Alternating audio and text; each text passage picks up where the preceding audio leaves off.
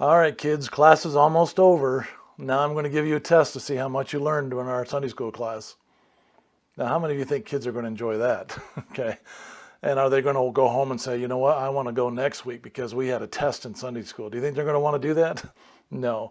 But let me tell you about a great way to end the VBS each day, as well as any classes that you do or teaching kids, and that's called a review game. Now, why are review games so important?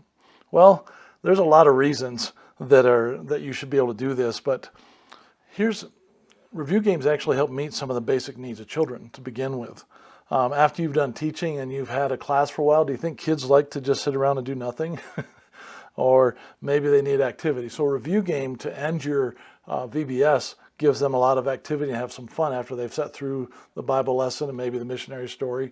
This will give them some time to actually get some activity in and have some energy played out and have a lot of fun. They're also kids actually do want to have a level of achievement in their life. They don't necessarily want to take a test, but if you can find out what kind of things they've learned and have fun at the same time, they will enjoy that.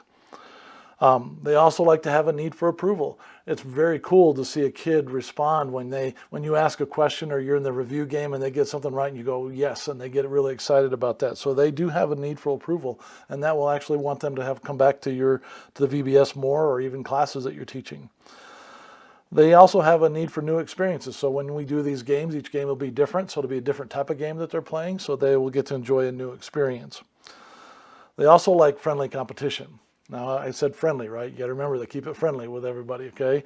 But they do like competing, boys against girls, or this side against that side, whatever it is. So they do like friendly competition. And what a great way to end your time together with them, because that's what they will remember the most, is what they did last, and they'll want to come back the next day. So review games are really important. But here's another couple of things about review games that will help you out. One of the great things that we need to do when we're teaching kids is actually try to learn as much as we can about the kids. So review games actually provide opportunities to learn about your children through observation. The way they interact with the kids, the way they respond to questions, the way that they're getting involved with the game, you can start to learn more about their personalities, the ones that are really outgoing, the ones that are quiet. So you can intentionally be with that child, the quiet child, a little bit more. You've got to work with them. This person over here, let them have some fun. So it helps you actually learn more about the kids as you're doing these review games. It also, as a teacher, if you're asking a lot of questions and the kids don't know the answer to any of them that you put in there, maybe you didn't do a great job of teaching them. So this also helps you to evaluate in many ways how well you're doing as a teacher and what they learned. And the idea is kids do like review games, and especially the type of games that we play with the review games, they'll really enjoy that. So let's walk through some basic guidelines of what a review game would look like, or what needs to be done.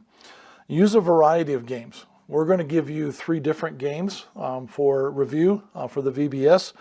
So use a different one each day, and we'll explain all that in the review or in the demo part of it. Because sometimes we know they like one game, and so you want to kind of keep repeating it because they had fun with it. But after a while, if you keep repeating the same thing over and over, they won't enjoy it. So use each one that we tell you to use each day.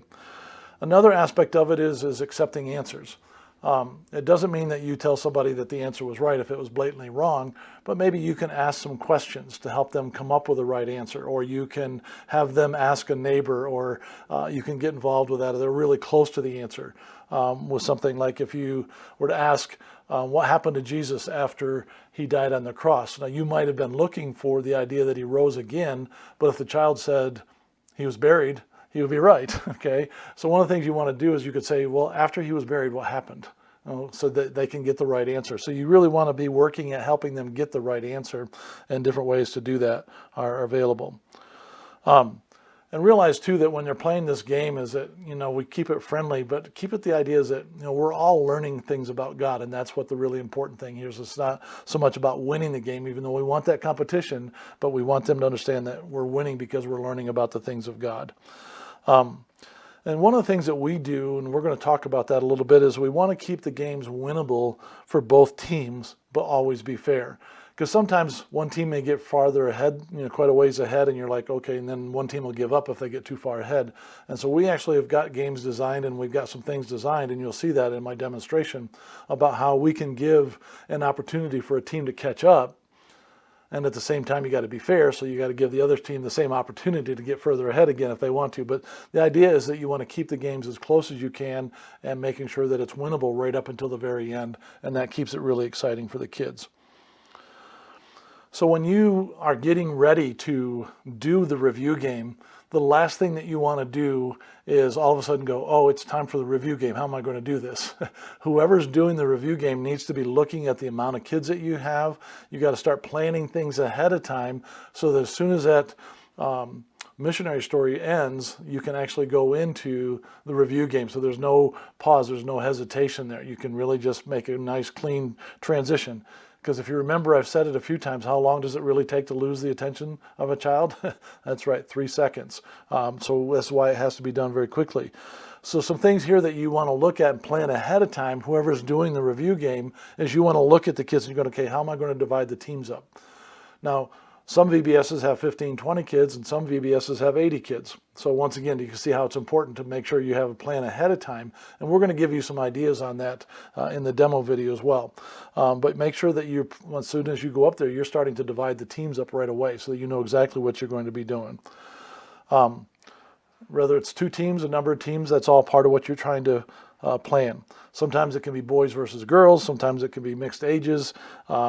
And then one of the things that we do that's fun is that once you figure it out, you can say, okay, it's boys versus girls today, and I'm going to give you guys 10 seconds to come up with a team name, boys and then girls, okay? So 10 seconds, ready? 10, 9, and you count down, and then you ask them what their team name is. Once again, that keeps things moving and exciting, and if they can't come up with a name, then you make up a name, or if they say, I don't know, say, okay, team I don't know, or as my friend Chris likes to say, okay, you're the pretty pink butterflies, and just let it go from there. All right. So always have a name ready if they don't come up with on themselves. But the idea is that you're planning and preparing ahead of time so that there's no lag or there's no slowing down in that process.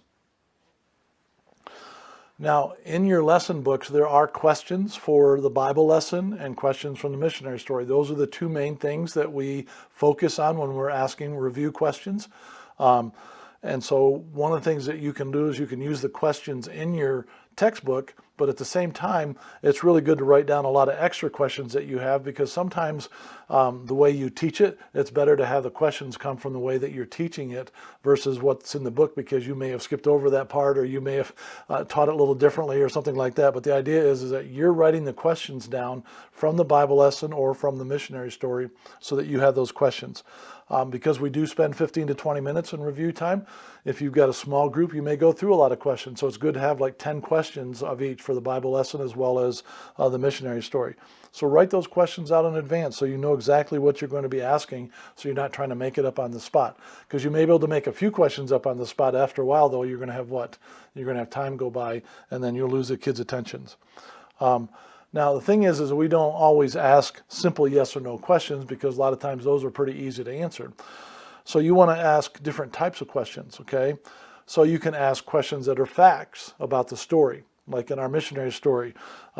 Is it possible, you can ask a question, what was the animal that Ringo was really afraid of? Okay, so you can make it a fact question like that, a tiger. Or you can make it a spiritual application when we're talking about the Bible lesson, or you're bringing out something about that Bible lesson that would be something that you'd want to spiritually apply to that child. Or just a truth about God's word that came out in the story. So there's different ways that you can ask questions and different types of questions, whether it's a fact, spiritual, application, those type of things. And the idea too is that when you explain the review game, make sure that you give clear instructions, give clear rules. Kids will find ways around the rules, so make sure that you're giving very clear instructions on what the game is and how you're going to go about it. And sometimes it might even be good to give one example, just so that if the game seems to be a little bit more complicated for some of the younger kids, but maybe just do an example real quick. But make sure that the kids understand the game before you go on to it. But once again, don't take forever to go through all of the rules. Get to know them, practice them so you know what they are. Okay? So once again, with the review game, it's practice ahead of time, know exactly what the rules are going to be, how you're going to split the teams up, all the guidelines that go with it. The review game can be a tremendous amount of fun, and if it's the last thing that the kids remember is having so much fun with that review game, they'll want to come back tomorrow. and the next day. Same thing with Sunday school classes or anything else. And so you'll learn a little bit more of the details when I get into the demo part of it, but this is just a high level look at what a review game looks like.